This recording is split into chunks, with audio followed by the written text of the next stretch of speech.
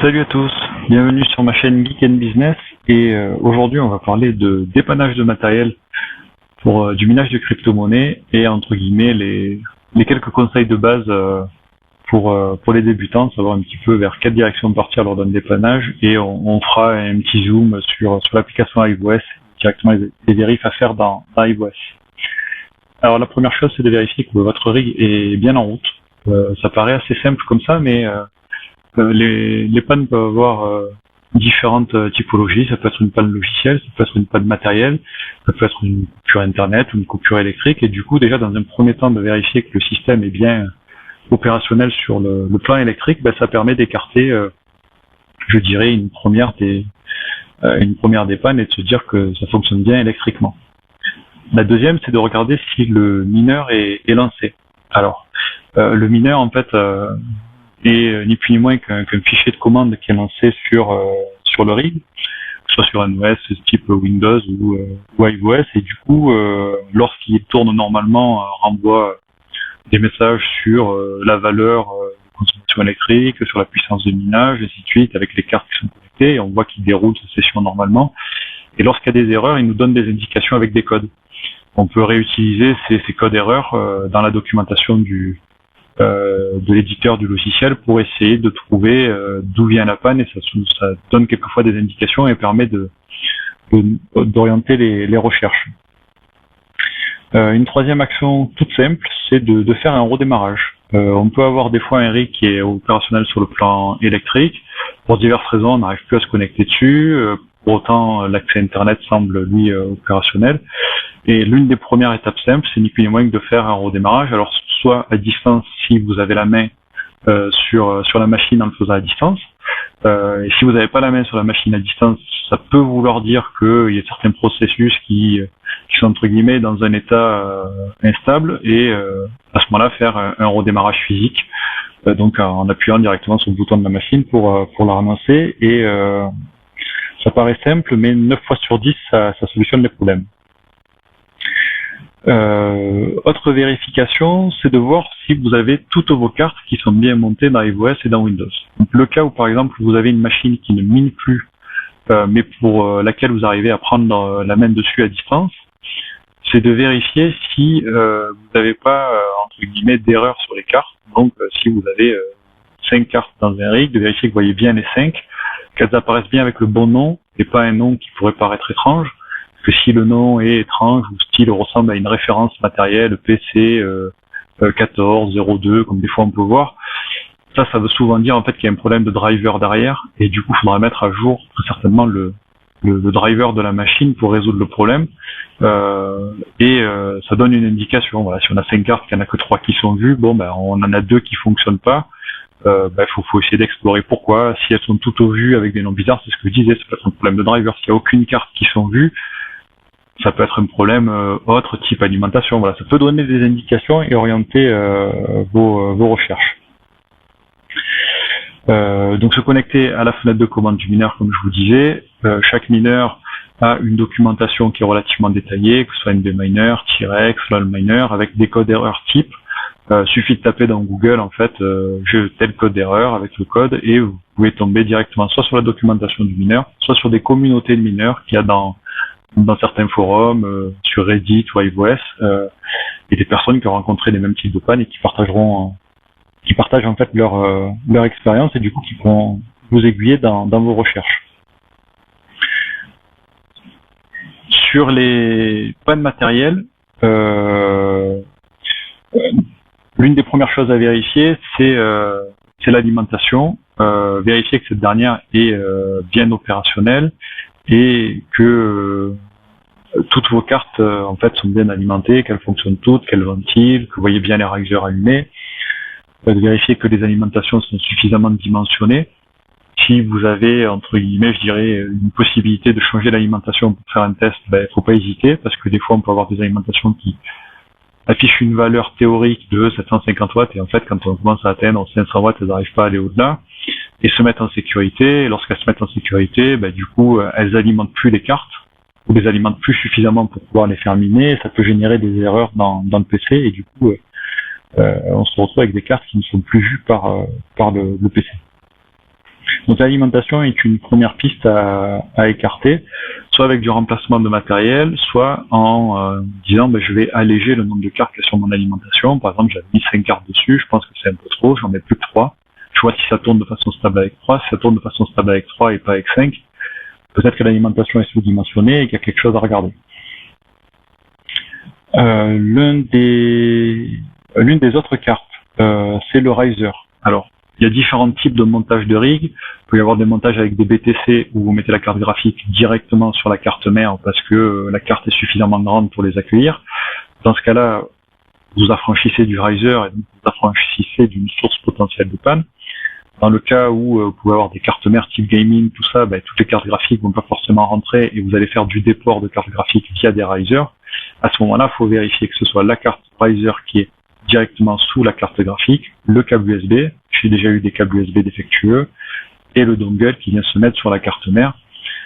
Ça coûte pas très cher en fait, un lot de quelques risers, ça vaut le coup d'en avoir 2 ou 3 d'avance pour pouvoir faire des tests matériels justement lorsqu'on a des pannes et rapidement s'affranchir de cette hypothèse-là. Une manip qui est utile sur certaines cartes mères, alors pas toutes, c'est de manipuler tous les ports PCIe en fait. C'est-à-dire que, imaginons, on avait 3 cartes et on les a dans l'ordre 1, 2, 3 sur les ports PCIe, c'est de les changer, mettre le 2 sur le 1, le 1 sur le 3, ainsi de suite, de switcher les ports entre eux pour que ça force la carte mère en fait à refaire une reconnaissance de tous ces périphériques. Et ça m'est arrivé qu'une carte qui était plus vue, juste en bougeant l'ensemble des ports PCIe, se retrouvait de nouveau visible par la carte mère. Et donc on se retrouve du coup à fonctionner en mode normal sur une simple manipulation de ports PCIe. Une fois que vous avez fait vos recherches où sur le plan logiciel tout vous semble bon, sur le plan matériel vous avez du mal à voir d'où ça peut venir, à ce moment-là c'est de débrancher l'ensemble des cartes graphiques et de redémarrer par étapes.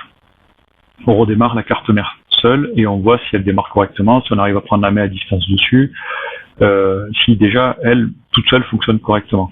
L'étape d'après, on y met une carte graphique, bien sûr chaque fois on rééteint, on coupe l'alimentation électrique avant de faire ces manip-là. Toute manipulation de câblage sur un PC se fait hors alimentation électrique dès qu'on plug directement des accessoires sur les ports PCI de la carte mère. Après pour des câbles USB tout ça, il n'y a pas besoin, mais sur l'aspect manipulation des cartes graphiques, c'est vraiment impératif de couper toutes les alimentations électriques. Et du coup on repart par étapes. On en met une, on voit si ça démarre, ça fonctionne correctement. Et on essaye de monter petit à petit crescendo nos nombres de cartes graphiques sur la carte mère pour détecter en fait à partir de quel moment elle fonctionne plus correctement et se dire le seuil c'est peut-être 3 cartes graphiques. Est-ce que j'ai bien activé le 4G décoding pour la 4e? Donc à ce moment-là c'est peut-être un paramètre de BIOS à modifier. Est-ce que le seuil c'est la 6e carte graphique? Peut-être que j'atteins les limites en fait de la carte mère et qu'elle n'est pas faite pour supporter autant de cartes graphiques. Voilà. Ça peut être des pistes de le faire par étapes et de remonter petit à petit. L'un des cas rencontrés aussi, c'est une panne après une mise à jour. Alors là, c'est assez basique. C'est plus rencontré sous Windows que sous iOS, parce que Windows a tendance à, même quand on désactive les mises à jour, à faire les mises à jour de sécurité majeures sans forcément nous demander notre avis. Et du coup, on se retrouve qu'après une mise à jour, on est un petit peu bloqué. Alors s'il y a la possibilité de revenir en arrière après une mise à jour, on revient en arrière, entre guillemets, normalement de revenir dans un état qui fonctionne.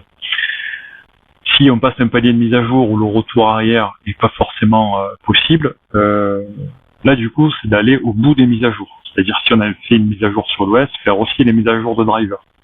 Regarder aussi s'il n'y a pas une dernière version de mineur, faire aussi la mise à jour du mineur. C'est de pousser toutes les mises à jour entre guillemets à leur dernier palier pour se dire une fois que j'ai passé toutes ces étapes-là, a priori mon système est complètement à jour, donc je devrais plus avoir de soucis que ce soit avec l'OS, le mineur ou le driver. Pour vérifier si c'est le driver, suffit de voir si les cartes graphiques sont bien vues. Si c'est le mineur, suffit de le lancer et voir s'il s'exécute. Et si c'est l'OS, en fait, là c'est un petit peu plus subtil et plus difficile à voir. Donc je ne vais pas forcément rentrer dans le détail, mais en théorie, une fois qu'on fait la mise à jour de l'OS, on doit se retrouver dans un état relativement stable. En revanche, sous Windows, ce qui peut se passer, c'est que lorsqu'on fait les mises à jour d'OS, il y a certains paramètres de sécurité qui se réactivent et du coup qui prennent le programme du mineur comme un logiciel malveillant. Et donc ils croient que c'est un virus et du coup ils suppriment tous les fichiers associés au mineur. Donc ça peut être une vérification à faire, d'aller dans Windows Defender, dans l'antivirus et d'être sûr que le mineur, lui, n'est pas identifié comme un virus. Après la mise à jour, faire une vérif dans le gestionnaire de périphérique, est-ce qu'on voit bien toutes les cartes? Dans iOS, vérifier qu'on voit bien toutes les cartes sur l'interface graphique. Certaines vérifications comme ça, et essayer d'avancer pas à pas en fait dans l'analyse. Donc voilà un petit peu les quelques conseils que je peux vous donner. Ça va du simple redémarrage à une vérification matérielle complète et à une mise à jour logicielle complète de votre rig. Alors je vais passer sur l'écran de iOS. Voilà. Moi, je vais juste faire un zoom sur iOS. J'ai plus actuellement de mineurs sous Windows, mais du coup le principe va rester à peu près le même. Mais par contre, ça va être très différent au niveau interface graphique. Quand on se retrouve sous iOS, il y a une partie, donc on voit en haut le mineur qui est en service, donc T-Rex, deuxième ligne avec notre carte Team Redminer dans mon cas, et en dessous on a deux champs, un qui nous donne le temps depuis lequel le rig est en service. Donc là on voit que la carte mère entre guillemets est démarrée depuis 8 jours et que le mineur lui est démarré depuis 7 jours et 23 heures. Donc ça veut dire que d'un point de vue iOS, que ce soit la carte mère ou le mineur, les deux sont opérationnels et sont en train de travailler. Lorsque vous regardez juste en dessous, il est écrit en orange avec une flèche 0.6-213. Ça veut dire qu'il y a une mise à jour à faire sur le système et donc j'ai pas le dernier palier de mise à jour de iOS. Donc après, à voir si cette version entre guillemets m'intéresse ou pas pour ce que je souhaite faire dans le cadre du minage. Des fois, entre guillemets, c'est juste des mises à jour qui permettent d'accepter une dernière version de mineur qu'on ne peut pas utiliser, donc on la fait pas forcément. Mais quelquefois, ça permet de résoudre certains bugs. Donc ça, je vous conseillerais de faire la mise à jour. Et si vous avez un doute, faites-la, parce entre guillemets, qui peut le plus, peut le moins. Donc ça, c'est une autre étape dans iOS. Ensuite, c'est la vérification des cartes. Donc là, on retrouve les 4 cartes avec, donc dans mon cas, 2760 Super, une AMD et une RTX. C'est de vérifier qu'elles aient bien ce nom-là. C'est-à-dire que si vous avez mis une 760 Super, elle doit bien s'appeler GeForce GTX 760 Super. Si elle a un autre nom, ça peut vouloir dire qu'elle est vue du PC en fait, mais qu'il y a un problème de driver. Et à ce moment-là, il faut chercher à faire une mise à jour de driver sur le système. Et dans le cas d'iOS, il y a une procédure pour dérouler ça en ligne de commande. Je vous ferai une vidéo spécifique là-dessus sur comment en fait en ligne de commande on fait les modifs sur iOS directement. Sur le pavé du bas, vous pouvez aussi retrouver quelques indications.